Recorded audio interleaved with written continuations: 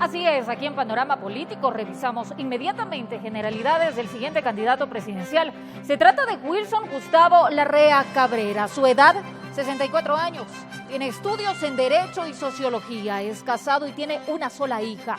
Experiencia en el sector privado, al menos 35 años como docente, emprendedor, coordinador de proyectos y consultor.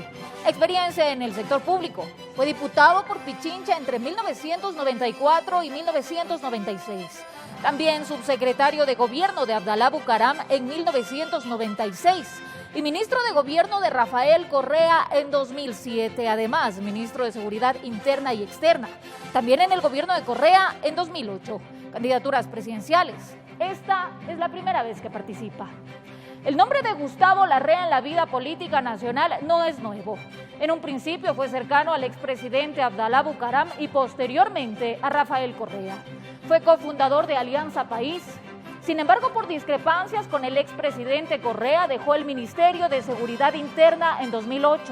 Ahora Larrea es el presidenciable del movimiento Democracia Sí, organización política que él mismo fundó en 2015 para frenar el proyecto de la reelección indefinida propuesta por el anterior gobierno. Larrea nació el 3 de julio de 1956 en Quito. Es el cuarto de 6 hermanos.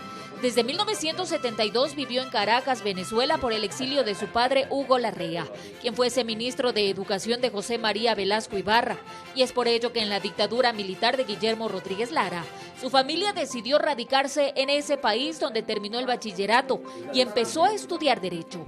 En su regreso a Ecuador en 1977, ingresó a estudiar Sociología en la Universidad Central y ese mismo año participó en su lucha contra la dictadura militar, con la consigna Dictadura no, Democracia sí.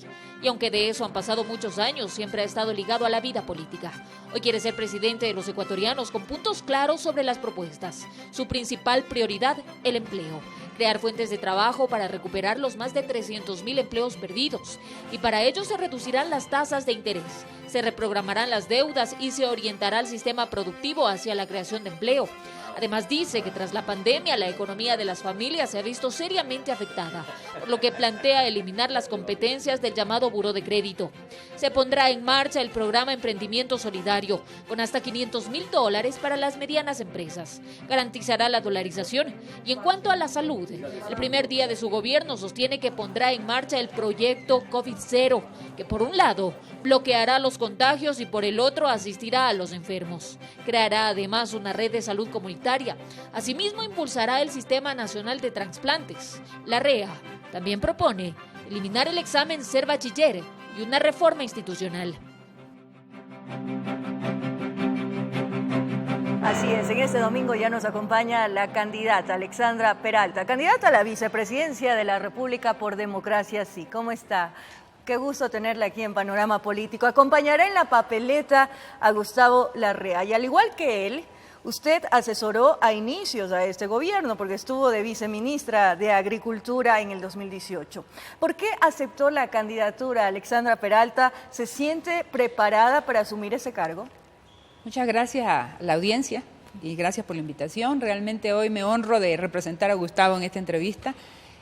Esperamos y estamos deseando que él se reponga rápidamente de este virus y que esté presente en el debate presidencial y en todos los que se den. Bueno, ¿por qué acepté esta candidatura? Realmente dos razones. La primera, porque siendo madre de 6 hijos varones y abuela de 3 niñas, con toda una trayectoria de más de 25 años de experiencia en el sector agrícola, en el sector agroindustrial, en el sector comercial y desarrollando modelos a favor de los productores, esto me permitió pensar en que ese aporte era importante en este momento cuando Democracia Sí es el único movimiento político que plantea una reactivación económica desde volver a nuestras raíces, es decir, volver a lo que el Ecuador es, un país eminentemente agrícola y productivo. Eso me hizo reflexionar en la necesidad de mi aporte profesional. Y por otro lado, el que pueda trasladar a las generaciones un concepto diferente. La política ha sido usada no por el arte que es, el arte para servir, sino para servirse. Y es necesario dejar un legado para que nuestras generaciones puedan ver que también se puede hacer política sanamente, a favor de la gente, lo que uno ha venido haciendo, esa trayectoria. Lo que dije al principio, candidata, usted estuvo en este gobierno como viceministra, no sé si estoy bien, en el 2018, sí. Y Gustavo Larrea también asesoró a este gobierno a inicios. ¿Tienen los mismos lineamientos que el gobierno de Lenín Moreno? ¿O cuál es la fórmula de cambio de democracia sí para estas elecciones? Primero quiero decirte que Gustavo no asesoró al gobierno. Gustavo lideró el tema del 7 veces sí, plenamente convencido que era el cambio que había que hacer por el país. Y luego creo asimismo que como yo... Pero estuvo cercano. Bueno, eso es lo que dicen, pero si tú revisas, él no tiene ningún cargo político en este gobierno. Lo que sí puedo decir en mi caso, de manera particular, es que yo estuve como viceministra de Agricultura y fui en representación de uno de los gremios más importantes del Ecuador, el gremio ganadero, y por el apoyo de muchos sectores gremiales que conocían de mi trayectoria. ¿Por qué salí? Porque este gobierno no tenía la urgencia que el país necesitaba y no se hicieron los cambios en materia agrícola y pecuaria, que era lo que el país necesitaba, que es lo que necesita en este momento. ¿No le dieron vía libre para actuar? Más que eso, creo yo que la lentitud con la que se ha actuado y hemos visto, después de la consulta popular, toda la ciudadanía evidenció que no hubo la reforma que el país necesitaba, ni la reforma económica, ni la reforma en salud, ni la reforma en educación. Entonces, eso tampoco implicó para el país que hagan todos los cambios en materia agrícola. ¿Y ahora sí lo va a poder hacer si llega Bueno, la presidencia? yo creo que en ese momento se hicieron 3 bases importantes para el desarrollo del país.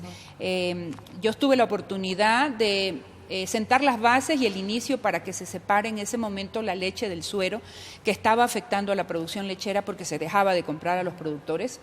Y en segunda instancia tuvimos un trabajo muy, yo digo, fuerte, encaminado a lograr desbloquear las exportaciones ecuatorianas de arroz que estaban cerradas con el gobierno de Colombia desde el 2011. ¿Qué sería lo pendiente que se debería hacer? Exactamente ese último punto. Nosotros dejamos sentados la base de una reconversión productiva, es decir, identificar cuáles son los productos agrícolas que el Ecuador todavía tiene potencial en el mercado internacional, aparte de los tradicionales, café, cacao, camarón, banano, flores, todos ellos. Entonces hay una serie de 10 productos en donde el Ecuador tiene potencial en la fase primaria.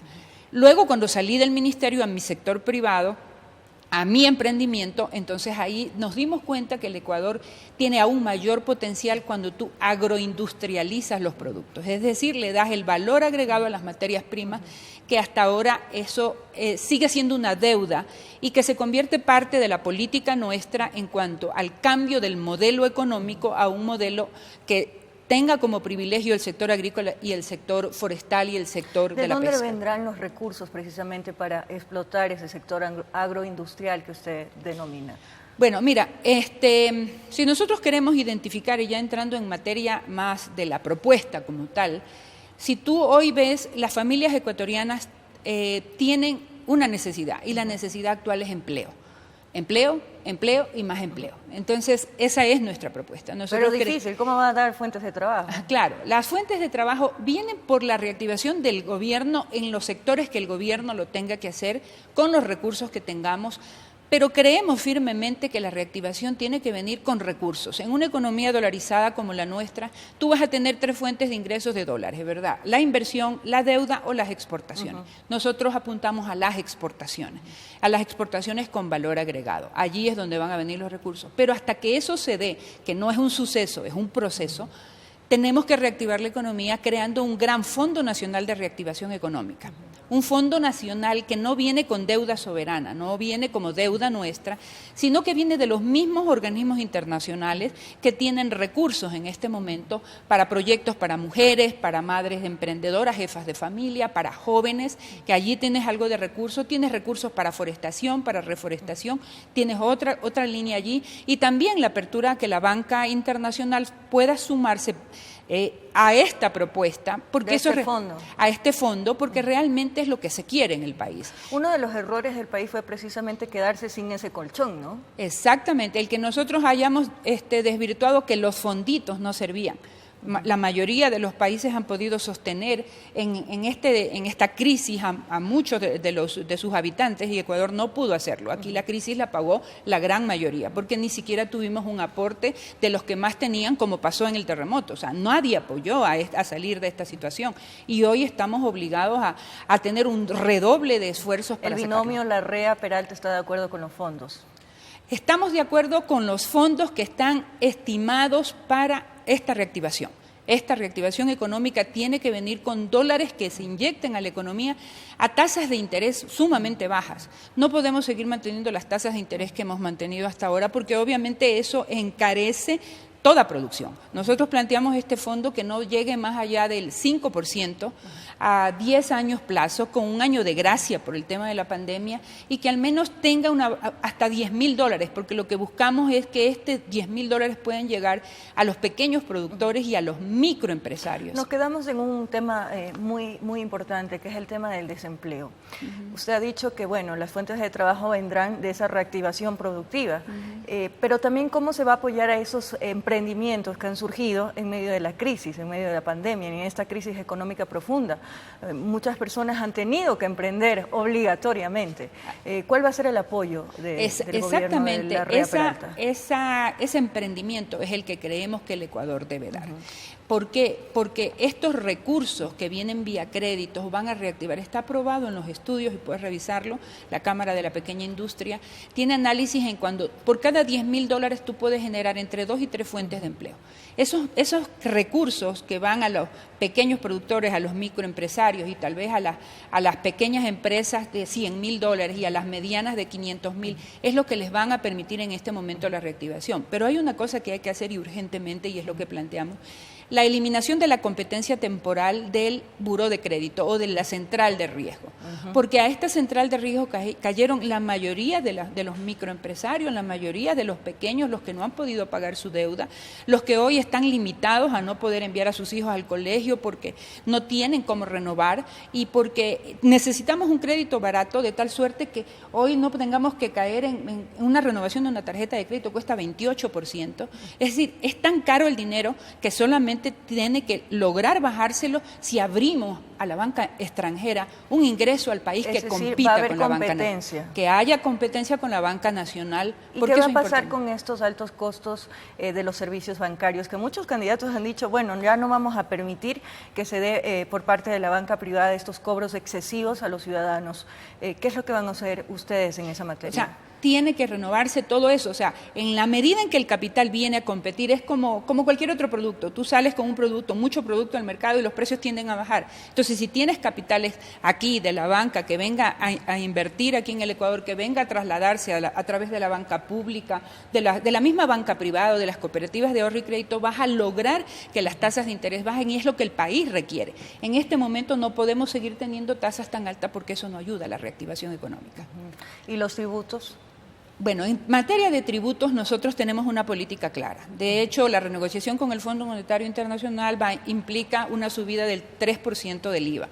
Eso para nosotros no es factible en una economía como la que vivimos.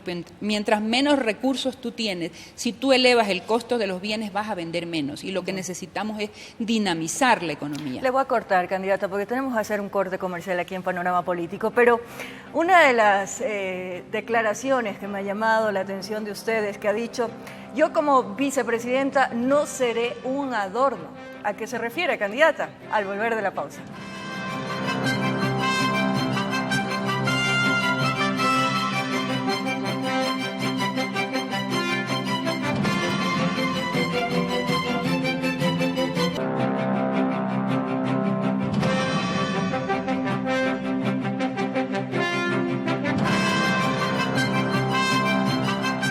Estamos con Alexandra Peralta, candidata a la vicepresidencia de la República por Democracia Sí.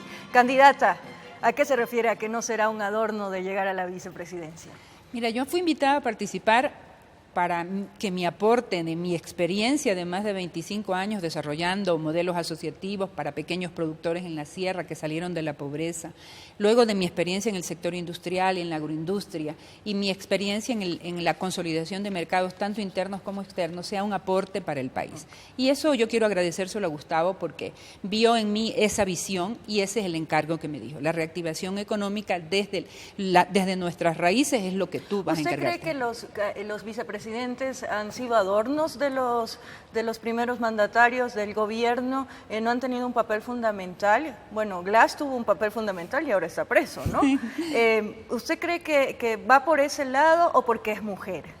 No, yo creo que primero la vicepresidencia no puede ser un cargo pasivo, independientemente de que la Constitución diga que sí ha sido creada para reemplazar al presidente en caso de ausencia o hacer las funciones que el presidente le delegue. Creo que el país requiere del expertise y el conocimiento de aquellos que conocen cómo hacerlo, si el enfoque es precisamente una reactivación económica. Hablando de la corrupción, ya que mencionamos las investigaciones que se dieron durante todo este gobierno, el caso de Brecht y demás, ¿cuál va a ser el plan que van a llevar ustedes adelante para evitar que haya coimas, que hayan repartos de hospitales, que hayan comisiones por contratos?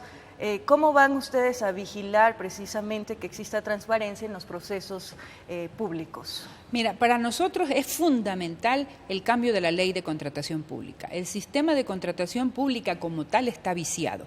Hoy tú sabes exactamente qué requisitos debes cumplir en los términos de referencia y te ponen alguna cosa para que tú ya te beneficien a alguien. Eso tiene que ser cambiado. La segunda cosa es que, ¿por qué se dieron los actos de corrupción?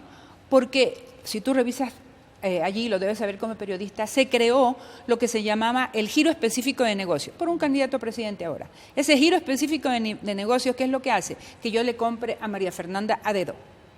Que yo te diga a ti a cuánto te puedo comprar, cómo negociamos, a cómo está el mayor precio, cuánto me queda de diferencia. Eso es lo que hay que acabar. Un sistema de contratación pública que está viciado, que abre la puerta a la corrupción. ¿Cómo controlarlo? Cambiando la ley. Creo que nosotros, y es lo que hablábamos con nuestro candidato a asambleísta nacional, el doctor Javier Zabalaga, debe haber una verdadera ley anticorrupción. Y deben empezar a normarse los procesos. Es decir, que la que se debatió no sirve. No, la ley anticorrupción puede estar como muchas de las leyes solamente en enunciado, pero en la ejecución, en la reglamentación de la ley es donde fallamos en muchos de los aspectos de las leyes. Y eso tiene que eliminarse. O sea, por ejemplo, la Contraloría. La Contraloría hoy, uno es funcionario público y la Contraloría empieza a revisar los procesos cuando tú ya sales de la función pública. Cuando ya pasan las cuando cosas. ya pasan las cosas, cuando ya se fueron, cuando se dieron los sobreprecios y hasta se llevaron la plata. Y eso tiene que cambiar. ¿Cómo hacer que la Contraloría tenga un ejercicio antes de que las cosas se den? Debe haber una reforma legal para eso. Esa reforma legal tiene que darse en la Asamblea. ¿Y sin mayoría en la Asamblea, cómo lo van a hacer? Yo creo que los temas nacionales, y el tema de la corrupción es un tema nacional, es un tema en el que convergen todos. Tú no puedes tener diferencias, ni independientemente cuál sea la línea política que tengas, porque hay temas que son de beneficio para el país. Y en eso tenemos que confluir todos. De hecho, ha habido eso. Y si no hay, siempre el gobierno tiene la segunda opción y es llamar a una consulta popular.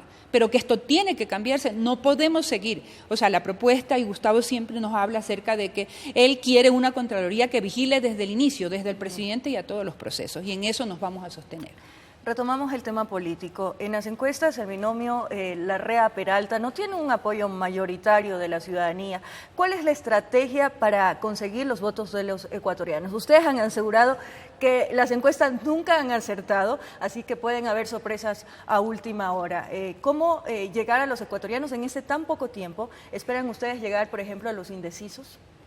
Claro, hay un número, mira, todas las encuestas coinciden en algo, independientemente que las encuestas son un medio para inferir en el resultado, y eso ya sabemos, y obedecen a quien las paga. Quiero decirte que la posición de Democracia Sí en las elecciones anteriores no nos daban ninguna posibilidad. Las encuestas hablaban de no más allá del 3% en las encuestas de alcaldías y prefectos. Sin embargo, ganamos 35 alcaldías y 5 prefecturas y algunas en alianza, pero eso determinó que somos una fuerza electoral con más de 1.400.000 votos, la segunda fuerza emergente en el país.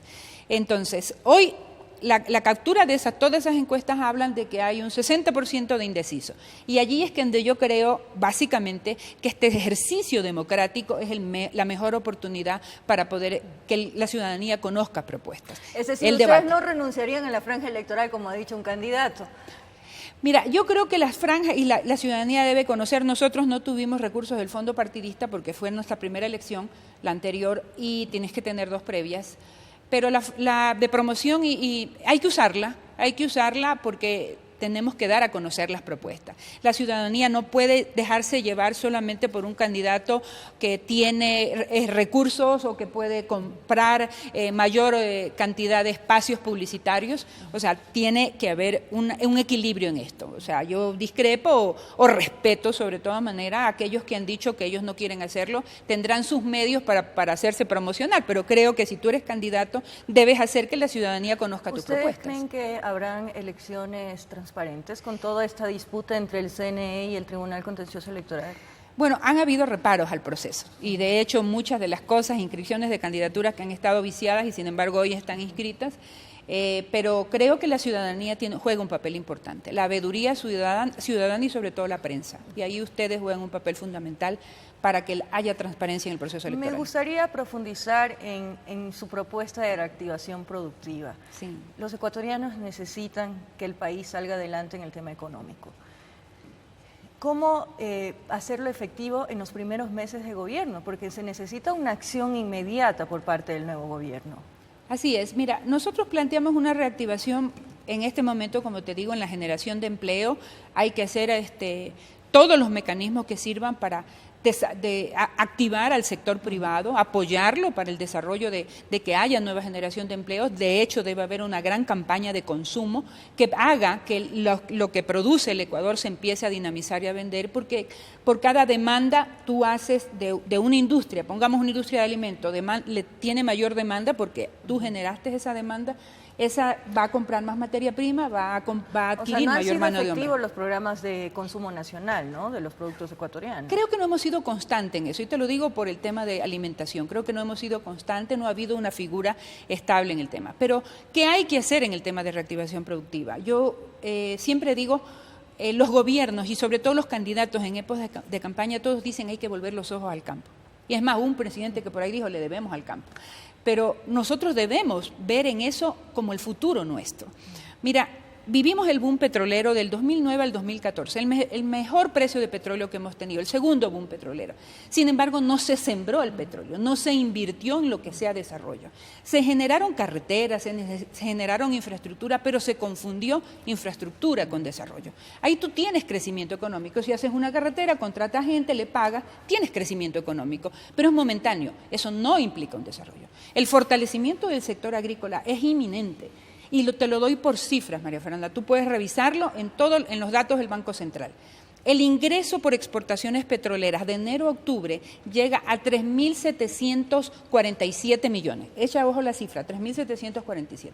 Pero cuando revisas el ingreso de de dólares procedente de las exportaciones de banano, café, cacao, camarón, flores, abacá, brócoli, todos aquellos que van en estado natural, esa cifra llega al momento de enero a octubre, en el mismo periodo, a 9.321 millones de dólares. 3 veces más del ingreso petrolero. ¿Qué nos hace ver? Que quien van a reactivar el sector es el sector privado, es el sector empresarial, es el sector exportador y es el sector agrícola. A ese sector le tenemos que dar todo el impulso. Un gobierno que no lo vea así no va a generar desarrollo. Antes de finalizar, ya tenemos poco tiempo, pero Gustavo Larrea, como dijimos al inicio de este programa, es positivo para COVID-19. Y a propósito de esto, ¿cuál va a ser la acción para la pandemia? Han dicho que la vacuna, primero decían en enero, ahora dicen en marzo. La ciudadanía está preocupada con estado de excepción y las altas cifras de contagios. ¿Cuál va a ser la acción a tomar por la pandemia? ¿Ustedes van a garantizar la vacunación gratuita para todos los ecuatorianos? Creo que es inminente y los ecuatorianos deben estar seguros que un gobierno como el nuestro, que en donde la prioridad es el bienestar social, vamos a darle prioridad a eso.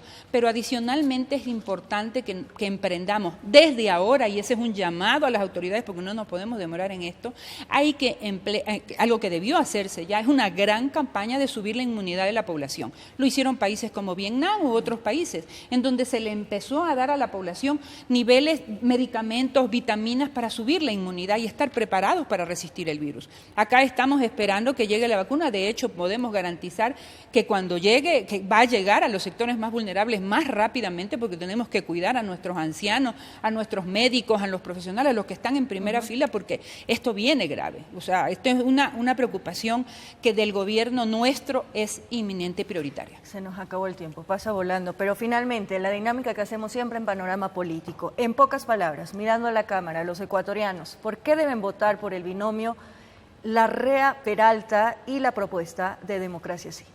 Creo, sin duda alguna, y este es un llamado especial a las mujeres de este país, refiriéndome a las encuestas que decía María Fernanda, muchos de ellos, candidatos que se ubican en primera, no tienen mujeres en participación, y resulta que en el país el 51% de los electores son mujeres. Así que mi llamado a que puedan estar pendientes de esto, es hora de que votemos por un gobierno honrado, por un gobierno que tenga claro que hay que conjugar crecimiento económico con bienestar social, que el desarrollo económico y la justicia social van de la mano, que este país no está preparado para vivir en odios y en guerra. La pandemia nos llamó a vivir en paz y yo apelo a ese sentimiento, a que ustedes voten y elijan por propuestas coherentes, no demagógicas, propuestas que llamen a un electorado a decidir por un futuro de un país que tiene posibilidades. Este país se ha levantado de las crisis de pandemia, se ha levantado de terremotos, se ha levantado de feriados bancarios, se ha levantado de todos los desastres naturales, se ha levantado de malos gobiernos. Lo vamos a hacer ahora y este es un llamado a la esperanza. Voten con integridad, voten por gente que ha demostrado a lo largo de su tiempo servir a los que más lo necesitan y que tienen un compromiso de pelear por ustedes. Voten Muchísimas con el gracias, corazón. Candidata Alexandra Peralta por Democracia Sí, candidata a la vicepresidencia. Es momento de una nueva pausa en Panorama Político. Al regresar, un análisis con Fausto Camacho, coordinador del Observatorio Electoral. Vamos a hablar de esa disputa entre el Consejo Nacional Electoral y el Tribunal Contencioso Electoral. ¿Hay crisis electoral en el país? Lo sabremos al regresar de la pausa.